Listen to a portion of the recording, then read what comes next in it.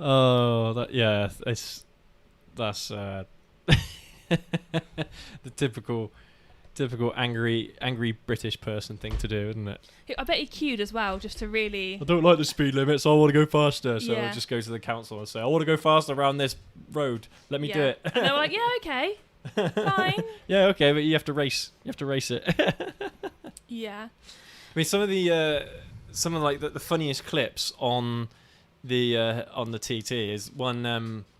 They have like a 30-mile-an-hour speed sign as the bikes are going past that They sign probably didn't at even see that. over 100 miles an hour. Yeah. Oh, it's so funny. So. Well, there you go. So all of you that say speeding kills, well, it probably does when you're doing TT speeds, but still, you can do more than 30 mile an hour on a 30 mile an hour road. Yeah, and that kind of segues into the moral side of it to discuss as well. So, since 1911, on this mountain course, Yeah.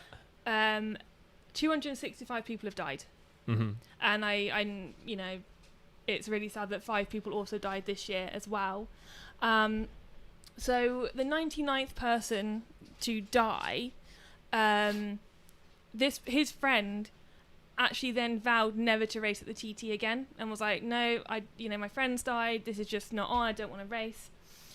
Do you know what the circumstances were, though? No, it doesn't say. Oh, right, okay. But then after that, more riders started to boycott the TT as well.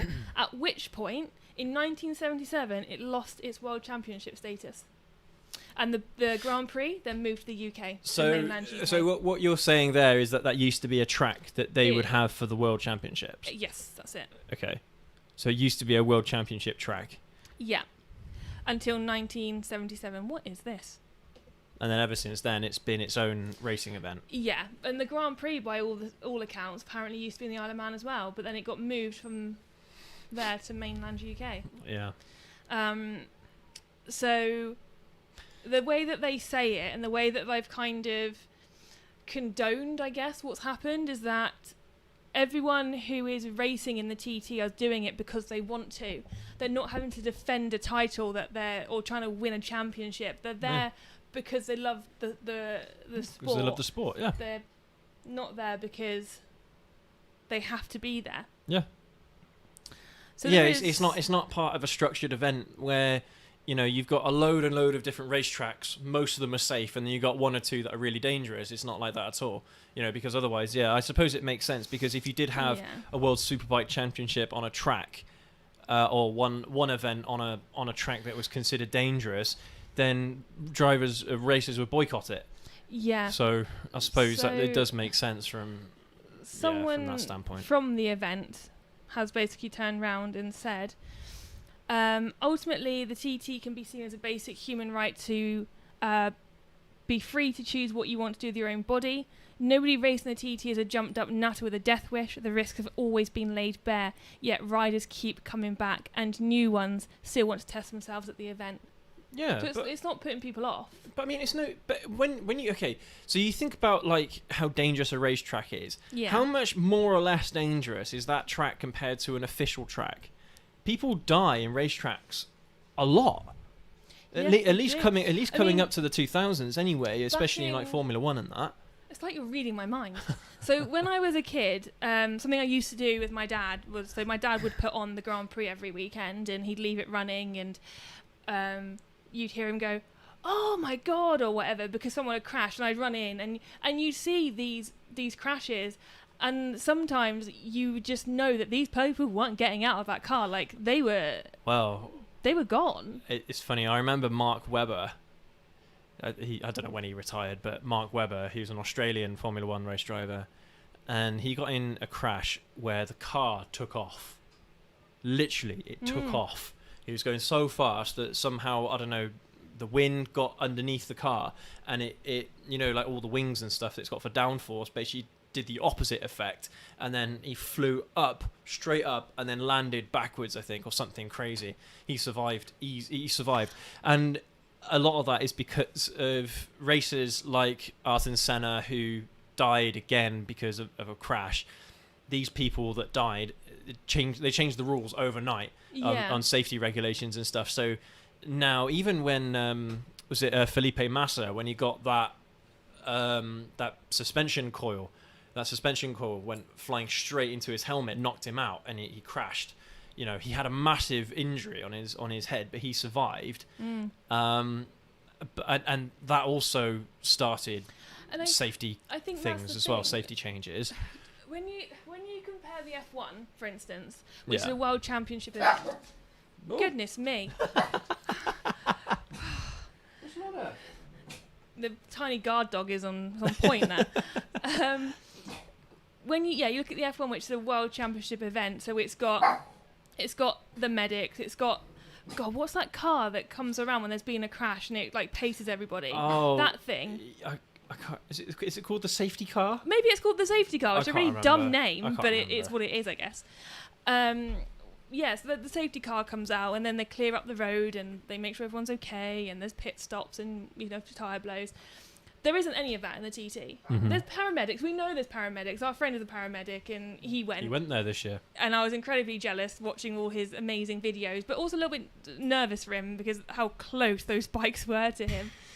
And I think that's people don't have such a problem with the F1 because, like you say, if there's an issue, it's changed overnight or by the next season it is changed. Yeah. But there's none of that similar regulation, I guess, within the TT, and I think that's why people.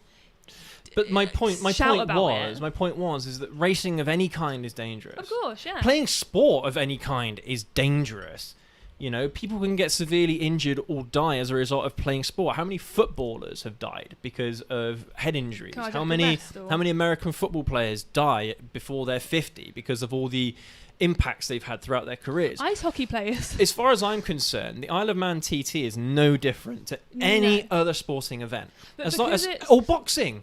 Boxing, a perfect example. You get punched in the head for a living.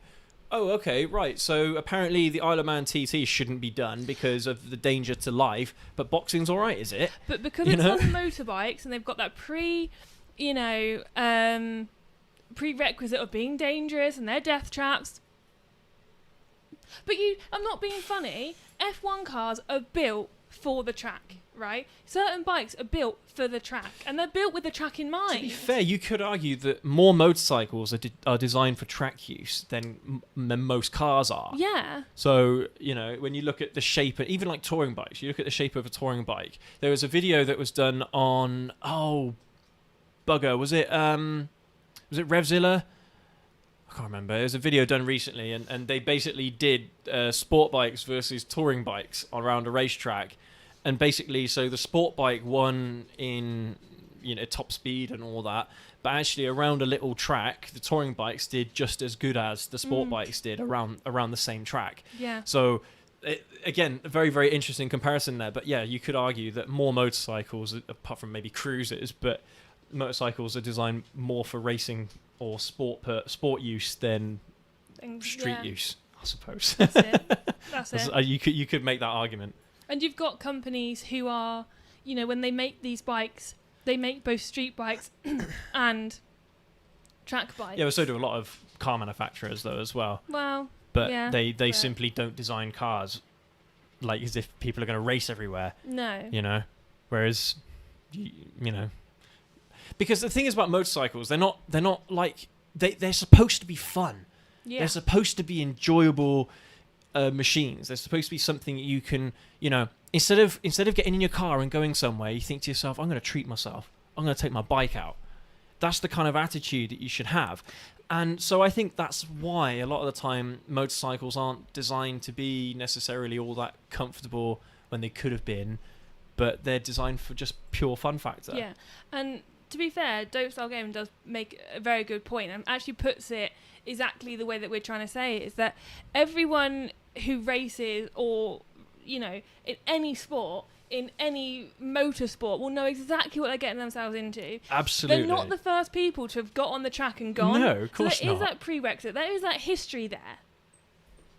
So they have chosen to be involved, they've seen what happens. To me, it makes no difference. If you are an athlete, if you're a sports person, regardless of the sport, and you understand the risks associated with competing in that sport, and you decide to compete anyway, that is your choice. You should be allowed to do that. As far as we know, they sign a waiver to say Yeah. that if I die, I'm not gonna. I honestly, It's not your I fault. swear, I don't know if this is just a British thing, but like almost anywhere else around the world, councils, governments, bureaucratic centres are very open to sporting events, even if it might look bad when a crash happens or when someone dies from playing that sport or something Yeah. like that. In Britain, we cannot stand it.